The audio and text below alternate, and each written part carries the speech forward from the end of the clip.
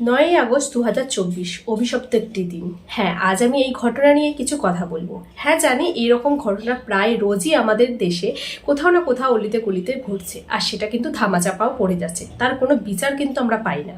আজ 14ই আগস্ট রাত পেরোলেই স্বাধীনতা দিবস, গোটা বিশ্ব পালন করবে স্বাধীনতা দিবস। বিশ্বাস করুন, এটা শুধুমাত্র নামমাত্র, কারণ আজও কিন্তু আমরা মেয়েরা স্বাধীন নই, আমরা আজও নিরাপদ নই। রাস্তাঘাটে বেরোলে আজও আমাদেরকে এইভাবেই কিন্তু প্রতারিত হতে হয়। তাহলে কিসের স্বাধীনতা দিবস বলুন? যেই পশ্চিমবঙ্গে মুখ্যমন্ত্রী একজন নারী, সেই দেশে কি করে এরকম একটা নরকীয় ধর্ষণ খুন হয়, আমি জাস্ট এটা বুঝতেই পারছি না। কোথায় গেল মুখ্যমন্ত্রীর সেই বড় বড় ভাষণ? কোথায় গেল পুলিশ প্রশাসন? কোথায় তারা? এত বড় একটা ঘটনা ঘটে যাওয়ার পর নেতা মন্ত্রী পুলিশ প্রশাসন সবাই হাত পা গুটিয়ে বসে আছে। এমন ভাব দেখাচ্ছে যেন তারা কিছুই বুঝতে পারছে না। যেটা সাধারণ মানুষ বুঝতে পারছে সেটা রাজনৈতিক দলের কেউ বুঝতে পারছে না, সেটা পুলিশ প্রশাসন বুঝতে পারছে না। এত বড় একটা হসপিটাল যার নাম আরজি কর, এই গোটা পশ্চিমবঙ্গে আরজি করের প্রচুর নাম ডাক, আর সেখানে লুকিয়ে আছে পশুর মতো নরপিশাচগুলো। সেই রাতে সেই মহিলা ডাক্তার সারাদিন ডিউটি করার পর একটু রেস্ট নিতে গেছিল সেই সেমিনার রুমে। তারপরেই তার সাথে ঘটে যায় সেই নরকীয় ঘটনা।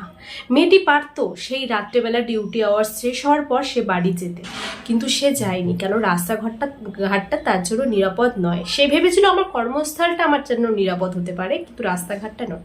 সে মধ্যরাতে কিন্তু সে যায়নি রাস্তাঘাটে, সে ভেবেছিল আমার কর্মস্থলটাই আমার নিরাপদ, সেইখানে সেই জন্য সেই রাতটা কাটাতে গেছিল। বলে ভেবেছিল রাত্রেবেলা একটু রেস্ট নিয়ে ভোরবেলা আবার বাড়ি ফিরবো, কিন্তু সেই রাতটাই তার জীবনে কাল রাত হয়ে দাঁড়ালো। তাহলে বলুন, মেয়েরা নিরাপদটা কোথায়? না তাদের কর্মস্থলে, না রাস্তাঘাটে, না স্কুলে, না কলেজে। তাহলে মেয়েরা নিরাপদটা কোথায় বলুন? তারপরে বলি, ঘটনাটা ঘটে যাওয়ার পরও তা কিছু লোক সেই ঘটনাটাকে আত্মহত্যা বলে চালিয়ে দেয়। কারণ ঘটনাটাকে তো চাপা দিতে হবে প্রতিবারের মতো। প্রতিবারের মতো দোষীরা এবারও পার পেয়ে যাবে না, পার পাবে না। এবার কোনোভাবেই দোষীরা পার পাবে না। কি করে পুলিশ প্রশাসন নেতা মন্ত্রীরা এরকম একটা নরকীয় ঘটনাকে ধামাচাপা দেয়, আমরা সাধারণ মানুষরা সেটাই বুঝতে পারছি না। কেন ধামাচাপা দেওয়া হচ্ছে? আজ ধামাচাপা দিলে কাল আবারও সেই একই ঘটনা ঘটবে আমাদের সাথে। কে বলতে পারে যে সেই পুলিশ প্রশাসনের বাড়ির মেয়েটির সাথে ঘটনা ঘটবে না? কে বলতে পারে আমার সাথে ঘটনা ঘটবে না? কে বলতে পারে আপনার ভাই বোনের সাথে ঘটনাটা ঘটবে না? এটা ভেবে বুকটা কেঁপে উঠছে যে সেই রাতে মেয়েটাকে কতটা যন্ত্রণা সহ্য করতে হয়েছিল। প্রথমে ধর্ষণ, তারপরে খুন। মেয়েটির সারা শরীরে কামড়ের দাগ, মেয়েটির গলার হাড় ভাঙা, তার গোপনাঙ্গে মাথার ক্লিপ কুচে দেওয়া, চোখ মুখ থেকে রক্তক্ষরণ, যৌনাঙ্গ থেকে অজস্র রক্তক্ষরণ। সব কিছুই কি আত্মহত্যা? এইসব দেখেও তারা নাকি বলে এটা আত্মহত্যা। বাহ, দারুণ! এত কিছু দেখার পরও তারা সেটাকে আত্মহত্যা বলে চালিয়ে দিচ্ছিল। কিন্তু সাধারণ মানুষ যখন জেগে উঠেছে, তখন তারা একটা মানসিক ভারসাম্যহীন লোককে সামনে প্রেজেন্ট করে তাকে অ্যারেস্ট করিয়ে জিনিসটাকে একদম ধামাচাপা দিয়ে দিচ্ছে।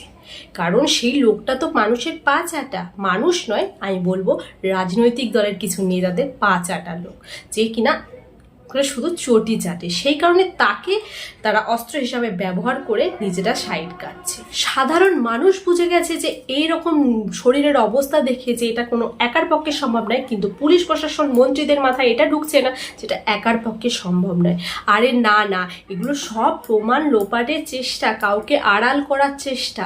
পারবেন না, আর পারবেন না। আবারও বলছি, আর পারবেন না। সাধারণ মানুষ জেগে উঠেছে সারা বিশ্ব, কোনোভাবেই পারবেন না। এবার আপনাদের মধ্যে লুকিয়ে থাকা নরক পিচাসগুলোকে বার করতে হবে। আমাদের এটাই সাধারণ মানুষের দাবি। বিচার আমরা চাই, বিচার এমন চাই, ফাঁসি নাকি হবে, ফাঁসি তো হবেই, কিন্তু ফাঁসি হওয়ার আগে দোষীদের এমন কঠোর থেকে কঠোর শাস্তি দেওয়া হোক যাতে এরকম দোষ যারা করে তাদের 1000বার ভাবতে হয়।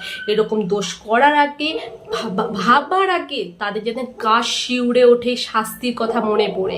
চাই না আমাদের ক্ষতিপূরণ, চাই না আমাদের ক্ষতিপূরণের জন্য কোটি কোটি টাকা, আমরা শুধু বিচার চাই। চাই শুধু কঠিন থেকে কঠিনতম শাস্তি হোক এই দোষীদের। সবশেষে এটাই বলবো, ঘটা করে লোক দেখিয়ে স্বাধীনতা দিবস পালন না করে নারীদেরকে নিরাপত্তা দিন, নারীদেরকে স্বাধীনতা দিন, তবেই হবে আমাদের দেশ স্বাধীন। কারণ ভারত আমাদের দেশ, ভারত আমাদের মাতা।